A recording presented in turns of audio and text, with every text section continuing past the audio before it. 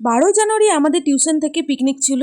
তো খাবারে কি কি আইটেম ছিল চলো তোমাদের সঙ্গে শেয়ার করি। তো বাস থেকে নেমে নেমে আমরা কফি আর চিকেন পকোড়া খেয়ে নিয়েছিলাম। তারপরে জল খাবারে ছিল লুচি, আলুর দম আর মিষ্টি, যেটা সব থেকে সুন্দর ছিল। আলুর দমটাও খুব সুন্দর খেতে ছিল।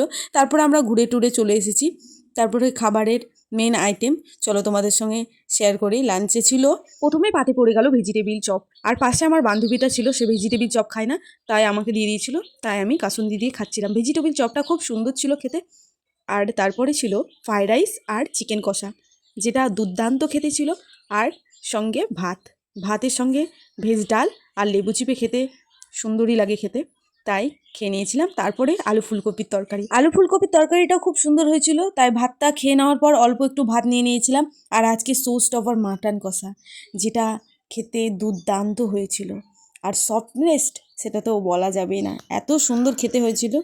তারপরে পাঁপড়, আমের চাটনি, আমের চাটনিটাও খুব সুন্দর ছিল। পাঁপড় দিয়ে আমের চাটনি কারা কারা খাওয়া অবশ্যই কমেন্টে করো। ওই মিষ্টি ছিল আর হজমোলা। যদি ভালো লাগলো অবশ্যই লাইক কমেন্ট